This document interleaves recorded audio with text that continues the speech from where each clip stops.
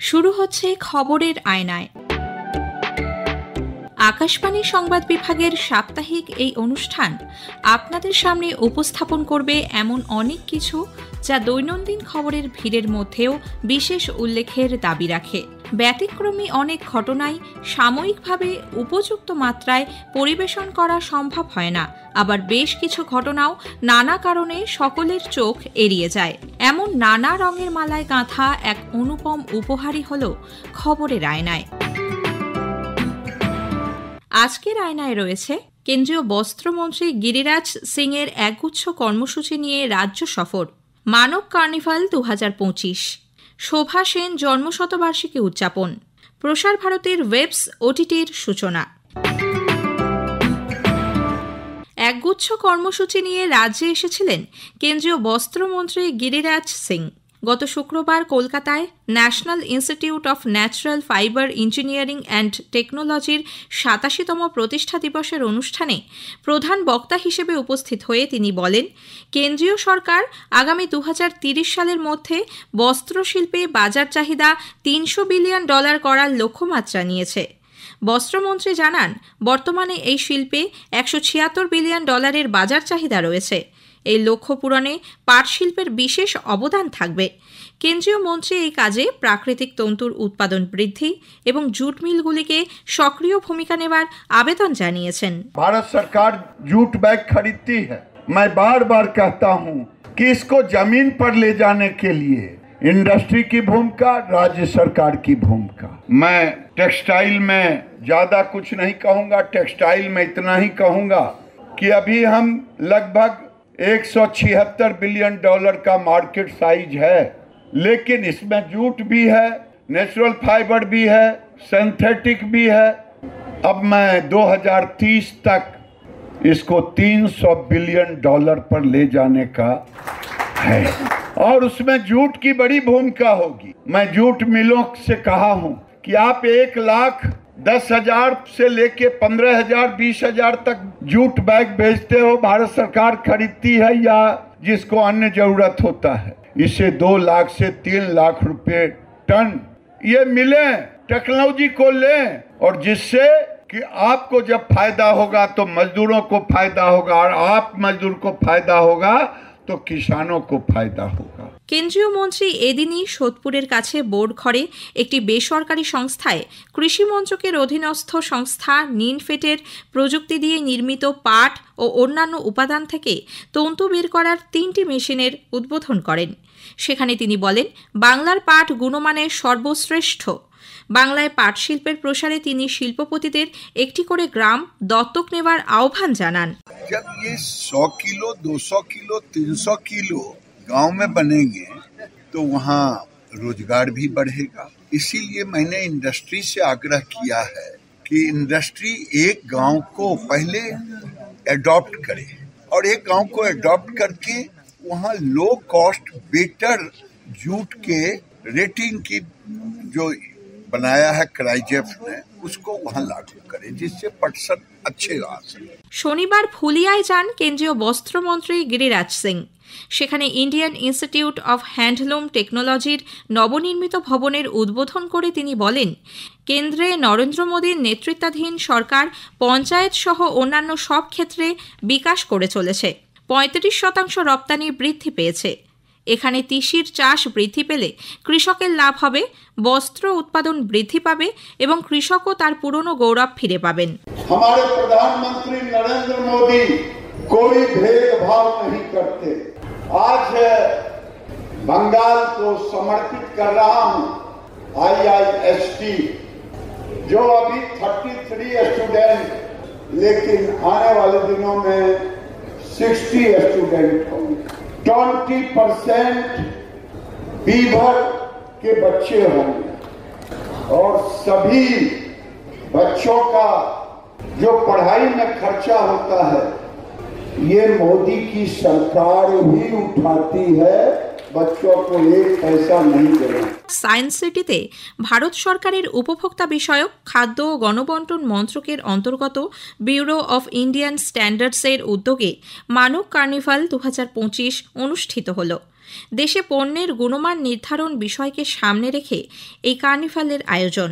পণ্যের মান নিয়ে সচেতনতার প্রসারে স্কুল পড়ুয়াদের মাধ্যমেও যাতে পণ্যের মান সম্পর্কে সমাজে ধারণা তৈরি করা যায়, সেজন্য সচেতনতা প্রসারে স্কুল পড়ুয়াদেরও মানব কার্নিভালে যুক্ত করা হয়েছে। PM শ্রী কেন্দ্রীয় বিদ্যালয় ফোর্ট উইলিয়াম, কেন্দ্রীয় বিদ্যালয় সাঁতরাগাছি, কেন্দ্রীয় বিদ্যালয় বামনগাছির স্কুল পড়ুয়াদের পাশাপাশি অন্যান্য স্কুল পড়ুয়ারাও এই মানব কার্নিভালে অংশ নেয়। Bureau of Indian standards Kolkata শাখার অধিকর্তা সব্যসাচী ধর বলেন, পণ্যের মান নিয়ে সচেতনতা তৈরি করাই মানব কার্নিভালের মূল লক্ষ্য। আমাদের 650-এর মতো ক্লাব আছে প্রত্যেকটা স্কুলে। তো ওই স্কুলগুলোতে ওদেরকে আমরা উই ইউটিলাইজ দেম কি ওরা অ্যাওয়্যার করে সার্টিফাইড প্রোডাক্টসের ব্যাপারে, এবং ওরা অনেকগুলো প্রজেক্ট বানিয়েছে, অনেক পোস্টার মেকিং, এগুলো ওরা ডিসপ্লে করেছে এখানে। তো basically they are creating awareness, quality culture একটা বানানো। প্লাস আমাদের কিছু ইনস্টিটিউট আছে যারা MOU ইনস্টিটিউট, ওদেরকে আমরা ইউজ করি। লাইক IIT খড়গপুরের সঙ্গে আমাদের MOU আছে, শিবপুর এবং যাদবপুর। ওরা আমাকে রিসার্চ করে দেয় যাতে আমরা স্ট্যান্ডার্ড বানাতে পারি। এবং যেটা আরেকটা আমরা অ্যাসোসিয়েট করছি, ইন্ডাস্ট্রি মিট করছি। ইন্ডাস্ট্রিদের সঙ্গে আমরা একটা মিট করছি, mainly large scale and medium scale, also micro scale.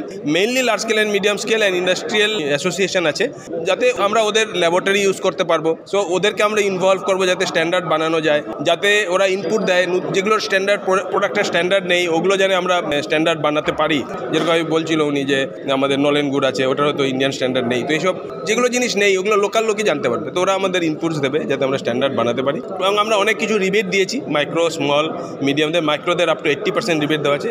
অভিনেত্রী শোভা সেনের জন্মশতবার্ষিকী উদযাপনের অন্তিম পর্বে এ মাসের 8 তারিখ থেকে 26শে ফেব্রুয়ারি পর্যন্ত একগুচ্ছ কর্মসূচি নেওয়া হয়েছে কলকাতায়। থাকছে তাঁর অভিনীত নাটকের পুনর্নির্মাণ ও কলকাতা দূরদর্শনের সৌজন্যে ভিডিও প্রদর্শনী। দেখানো হবে অভিনীত চলচ্চিত্র ভগিনী নিবেদিতা, মা ও পদ্মা নদীর মাঝি। একটি প্রতিবেদন। শিল্পের জন্য শিল্প নয়, প্রতিবাদ প্রতিরোধের জন্য শিল্প, এই ভাবনার ধারাকে অব্যাহত রেখে পিপলস লিটল থিয়েটার অভিনেত্রী শোভা সেনের জন্মশতবর্ষ উদযাপন করছে বছর জুড়ে। সহযোগিতায় forum for film studies and allied arts. সমাপ্তি অনুষ্ঠানে অভিনেত্রী ছন্দা চট্টোপাধ্যায়কে জীবনকৃতি সম্মান জানানো হবে। উপস্থিত থাকবেন অভিনেত্রী মাধবী মুখোপাধ্যায়, অরুণ মুখোপাধ্যায় ও সাংস্কৃতিক ব্যক্তিত্ব শ্রমিক বন্দ্যোপাধ্যায়। কলকাতা প্রেস ক্লাবে এক সাংবাদিক বৈঠকে PLTর সহ সম্পাদক কমলেশ চক্রবর্তী জানান, প্রতিটি নাটক ও সিনেমার প্রদর্শনীতে প্রবেশ অবাধ। যে ছবিগুলো দেখানো হবে তার ওপরে শোভাদিকে নিয়ে বলার জন্য দুজন করে একজন প্রধান অতিথি এবং একজন প্রধান বক্তা হিসেবে থাকছেন। শুরুতে একাডেমিক সেমিনার কক্ষে আমরা দেখাবো দুদিন দুটো নাটক শোভাদির অভিনয় করা। প্রথম যেটা দেখাবো ব্যারিকেড, সেটাতে উৎপলদা নেই, বাকি সবাই আছেন। এবং দ্বিতীয় দিন যেটা দেখাবো বুড়ো শালিকের ঘাড়ে রো, সেটাতে উৎপলদাও আছেন, রবি ঘোষ আছেন।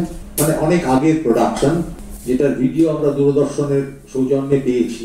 তারপরে আমাদের যে নাট্য উৎসবটা আমরা মুক্তাঙ্গনে করব, সেখানে দুটো নাটকের প্রিমিয়ার শো হবে, একটা PLTর নাটক এবং আরেকটা দৃশ্যপটের নাটক। অন্যদিকে নির্দিষ্ট সময়ে আবেদন করা সত্ত্বেও শোভা সেন জন্মশতবর্ষ উদযাপনে সরকারি প্রেক্ষাগৃহ নন্দন 3 দিতেই কর্তৃপক্ষ অস্বীকার করে বলে অভিযোগ করেন forum for film studies and allied আর্টসের সম্পাদক রবীন ব্যানার্জি। নন্দন 3-এর ব্যাপারে আমি প্রায় 1 মাস আগে এন্ড অফ অক্টোবরের এন্ডে আমি অ্যাপ্লাই করেছি। কিন্তু হঠাৎ আমাকে 5-6 মানে গত সপ্তাহের আগে ডাইরেক্টর তিনি ডেকেছিলেন, সর্বিষ্ঠা বাহিনী আমাকে ডাকলেন এবং এই নন্দন দেওয়া বন্ধ হয়ে গেছে। আমিও জানি না ওপর থেকে অর্ডার কমপ্লিটলি ক্লোজ। তারপরে গৌতমকে বলি, গৌতম ঘোষ, কিন্তু তারপর গৌতম আমাকে কালকে রাত্রে ফোন করেছিল যা ওপরের অর্ডার ভেতরে অনেক ব্যাপারে কাউকে হঠাৎ দেওয়া হচ্ছে না। সম্প্রচারের জগতে আকাশবাণী ও দূরদর্শনের পর ভারত সরকারের তথ্য ও সম্প্রচার মন্ত্রকের অধীন প্রসার ভারতীর নতুন পদক্ষেপ ওয়েবস OTT। গোয়ায় অনুষ্ঠিত 55তম জাতীয় চলচ্চিত্র উৎসবে এটির সূচনা হয়। সংস্থার পক্ষ থেকে জানানো হয়েছে, এর মধ্যে থাকবে সরাসরি ক্রিকেট সম্প্রচার, সংবাদ, নতুন পুরনো সিনেমা, অনলাইন কেনাকাটা সহ পরিবারের সবাই মিলে একসাথে উপভোগ করার নানা আয়োজন। কেন্দ্রীয় সরকারের নতুন এই উদ্যোগ সম্পর্কে বিনোদন জগতের বিশিষ্টজনেরা কী ভাবছেন? এই সময়ের একজন সফল ও ব্যস্ত পরিচালক শিবপ্রসাদ মুখোপাধ্যায় আমাদের প্রতিনিধিকে বলেন, সরকারের এই ধরনের উদ্যোগের ফলে চলচ্চিত্র শিল্প নতুন দিশা দেখতে পাবে। আমার তো মনে হয় একটা বিরাট অপরচুনিটি তৈরি করলো গভর্নমেন্ট। তার প্রধান কারণ সরকারিভাবে এইরকম একটা ওটিটি সারা পৃথিবীতে কোথাও নেই। এবং যেখানে প্রাইভেটাইজেশনের যুগে, যেখানে সরকার থেকে এমন একটা উদ্যোগ, আমরা যারা ইন্ডিপেন্ডেন্ট প্রডিউসার এবং ইন্ডিপেন্ডেন্ট ডিরেক্টর, তাদের কাছে এটা একটা বড় প্ল্যাটফর্ম হয়ে দাঁড়াবে আশা করছি। যেমন ভাবে ইন্ডিয়ান প্যানোরামা বা এইরকম ফিল্ম ফেস্টিভ্যাল আমাদের মতো প্রযোজক এবং পরিচালকদের কাছে আমাদের সিনেমাকে শোকেস করবার জায়গা, আশা করব এই প্ল্যাটফর্মটাও আমাদের জন্য একটা বড় প্ল্যাটফর্ম হবে। ভারতবর্ষে এই মুহূর্তে একটা কঠিন সময়ের মধ্যে এন্টারটেনমেন্ট ইন্ডাস্ট্রি দাঁড়িয়েছে। বড় বড় বিগ কোম্পানিজ তারা মার্জার তৈরি করছে। আজকে জিও, স্টার তারা এক হয়ে গেছে, চ্যানেল বন্ধ হয়ে যাচ্ছে, মানুষের চাকরি যাচ্ছে। সোনি এবং জি তারা কি করবে আমরা কেউ জানি না, এবং প্রচুর লোক কাজ হারাচ্ছেন। প্রচুর প্রযোজক তাদের সিনেমা কোথায় শোকেস করবেন সেটা জানেন না। অনেক গুরুত্বপূর্ণ সিনেমা যেগুলোর ওটিটি রাইটস বিক্রি হয়নি, সেগুলো পড়ে আছে এবং বহু দর্শক সেই সিনেমা দেখতে পাচ্ছেন না। কাজেই সরকারিভাবে এমন একটা উদ্যোগে আমার মনে হয় এটা নিরপেক্ষভাবে বহু প্রযোজক এবং বহু পরিচালকের কাছে একটা দরজা খুললো। আমরা তো ভেবেছিলাম যে এই বড় বড় মার্জারের ফলে বড় বড় প্রযোজকরাই জায়গা পেয়ে যাবেন, আমাদের মতো যারা ইন্ডিপেন্ডেন্ট প্রডিউসার তারা জায়গা কি করে করবেন প্রশ্ন ছিল। সেক্ষেত্রে এখন একটা বড় জায়গা দিল। আর যেহেতু সরকারি উদ্যোগে তৈরি, তাই আঞ্চলিক ভাষাও এখানে গুরুত্ব পাবে আশা করছি।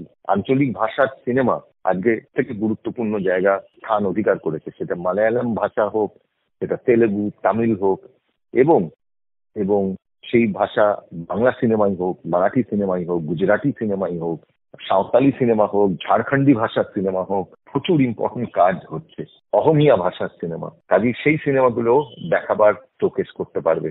এবং যেহেতু সরকারি উদ্যোগের তৈরি, বহু মানুষ সেটাকে সাবস্ক্রাইব করতে পারবেন এবং অনেক মানুষের মধ্যে ছড়িয়ে পড়বে। অজস্র অজস্র ধন্যবাদ প্রসার ভারতীকে, ভারতের প্রিয় সরকারকে, ভারতের প্রধানমন্ত্রীকে, এই প্ল্যাটফর্মের নেপথ্যে যারা আছেন তাদের প্রত্যেককে অজস্র অজস্র ধন্যবাদ। বছরের শেষ দিনে আজকে সারা বছরে আমার মনে হয় যে টেনশন মানুষের মধ্যে ছিল তা কিছুটা দূর হবে, বহু মানুষের মুখে হয়তো হাসি ফুটবে। আমার ধারণা এর উদ্যোগ বা কিভাবে ফাংশন করবে সেটা যদি সবার মধ্যে তাড়াতাড়ি ছড়িয়ে পড়ে তাহলে বোধহয় আরো লোকেদের কাছে জায়গাটা পরিষ্কার হবে। তথ্যচিত্র পরিচালক ও বিশিষ্ট সমালোচক রত্নোত্তমা সেনগুপ্তের মতে এই ধরনের প্ল্যাটফর্মে বিনোদন শিল্পে আগ্রহী তরুণরা যদি কাজের সুযোগ পায় তবেই এর সার্থকতা। আজকের যুগে ওটিটি আর অ্যাপ এই দুটো শব্দ সব সময় শুনি। এটা প্রসার ভারতীর লঞ্চ করা ওয়েভস ওটিটি প্ল্যাটফর্ম নিয়ে আসবে। এটা তো একটা ডিজিটাল অগ্রগতি আমাদের দেশে, কারণ আমাদের ন্যাশনাল একটা ব্যাপার। এটা 50-50 ইফিতে লঞ্চ হলো, সেখানে আমি উপস্থিত ছিলাম, নানান ক্যাপাসিটিতে দায়িত্ব ছিল। সেখানে আমার কিউরিওসিটি হলো যে ওয়েভস ব্যাপারটা কি। তখন এটা সম্বন্ধে আরো একটু খবর নিয়ে জানতে পারলাম যে এখানে যেমন নতুন জিনিস যা এখন হচ্ছে তাও পাবো, এবং যা অনেক বছর আগে হয়ে গেছে, রামায়ণ মহাভারত সব, সেগুলো সেরকম জিনিসও পাবো। এই শ্যাম বেনেগল এখন সদ্যগত হয়েছেন, হয়তো আমরা ভারতে এক খোঁজ দেখতে পাবো। এইরকম নানান কিছু পুরাতন এবং নূতন দুইকে নিয়ে চলবো, আমরা চলতে পারবো, এটাই তো প্রমিস। আরেকটা জিনিস, যে কোনো জায়গাতেই কোনো নতুন অপরচুনিটি, ডিজিটাল ওয়ার্ল্ডে আমরা বসবাস করছি। ডিজিটাল আজকাল তো রাস্তায় বেরোলে সিনেমা তৈরি করে ফেলছে ছেলে মেয়েরা। হ্যাঁ, 14 বছর 13 বছরের ছেলেরা সিনেমা তৈরি করে, ফুটপ্রিন্টস ফিল্ম ফেস্টিভ্যাল হলো রিসেন্টলি, আমি ছিলাম তার সঙ্গে যুক্ত। তো নতুনদের কিছু করার কি অপরচুনিটি, কিভাবে তারা এই প্ল্যাটফর্মে আসতে পারে, how can they appear on this platform, কিভাবে এই প্ল্যাটফর্ম তাদের জীবনে একটা সুযোগ ঘটিয়ে দেবে, এইটা জানবার খুব ইচ্ছে থাকলো। আজকের আয়নায় শেষ করার আগে একটা অনুরোধ, আপনাদের কেমন লাগলো এই অনুষ্ঠান ইমেলে জানান অথবা আকাশবাণী সংবাদের সোশ্যাল মিডিয়া পেজে। সেরা চিঠির উল্লেখ থাকবে প্রেরকের নাম সহ। আজ এই পর্যন্তই। আগামী মঙ্গলবার ঠিক এই সময় আকাশবাণী সংবাদ বিভাগ প্রযোজিত খবরের আয়নায় নিয়ে আসবো আপনাদের সামনে। ভাষ্য পাঠে প্রিয়া বিশ্বকর্মা, সংকলন ও প্রস্তুতি অভিজিৎ চক্রবর্তী।